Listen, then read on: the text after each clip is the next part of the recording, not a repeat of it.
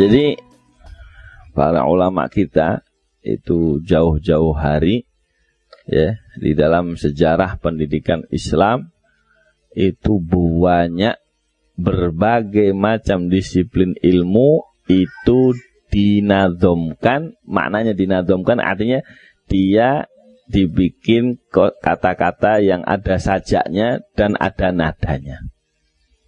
Ini apa strateginya para ulama supaya ilmu tadi ya mudah ditangkap, mudah masuk ya di hati anak-anak kita, mudah dihafal.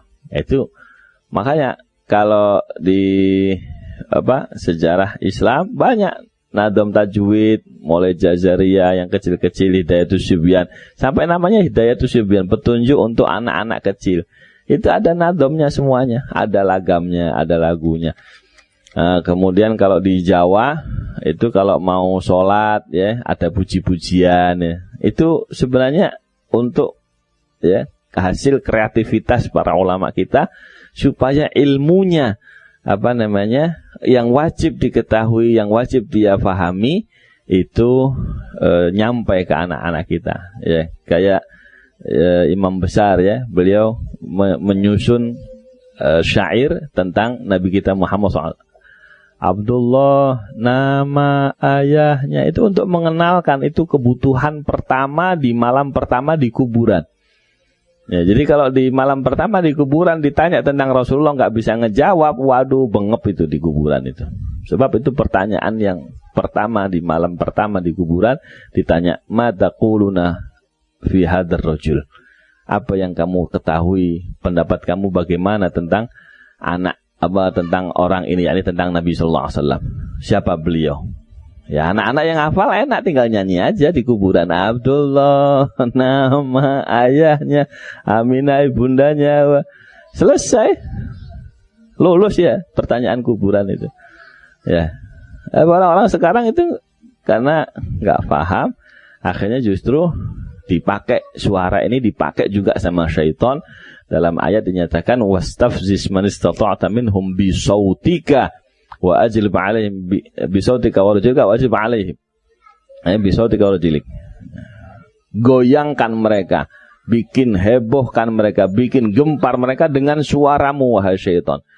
Jadi suara alat musik, suaranya syair, ya suaranya manusia itu membikin heboh, membikin goyang, membikin.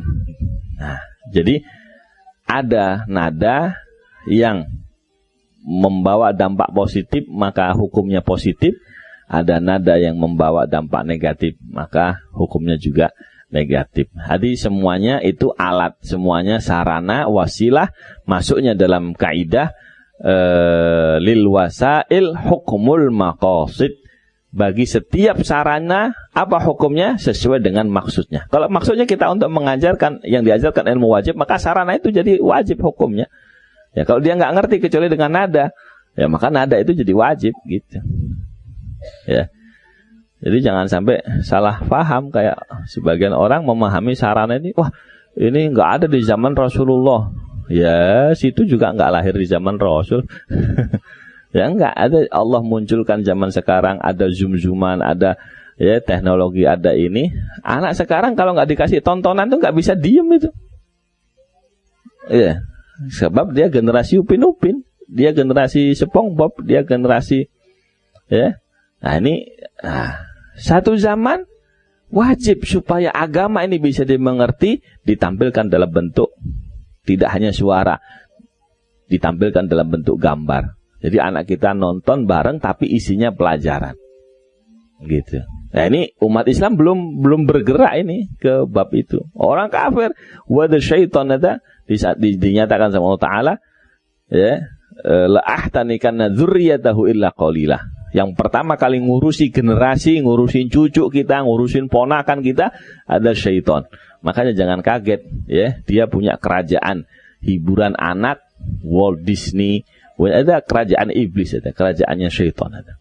Ya, untuk menarik anak kita lupa dari Allah, nggak kenal Rasulullah, jauh dari akhirat, akhirnya akhlaknya kayak Tom and Jerry, akhlaknya kayak Donald Bebek, gol. Nah, ini orang tua harus ngajari. Ba'dul Masyayikh mengatakan yang nanti bakal ikut pasukannya bakal ikut terkena fitnah Dajjal itu yang suka nonton film kartun. Sampai segitunya.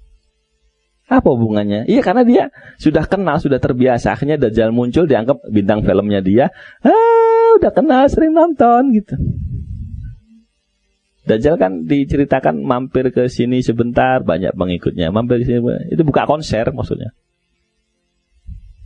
Paham? Awas anak-anaknya, jangan nonton film kartun. Ya, Saddam Hussein kenapa dihancurkan, dibombardir? Film kartun nggak diizinkan sama beliau masuk ke Irak. Akhirnya nggak bisa anak-anak sana untuk diambil hatinya, diambil waktunya, nggak terima. Faktor kedua, faktor minyak, faktor ketiga, banyak faktor. Di antara faktornya itu. Nah, di Indonesia mah nggak bakal diserang, nggak bakal. Orang bisnisnya dia banyak di Indonesia. Ya. Anak-anak penggemarnya banyak.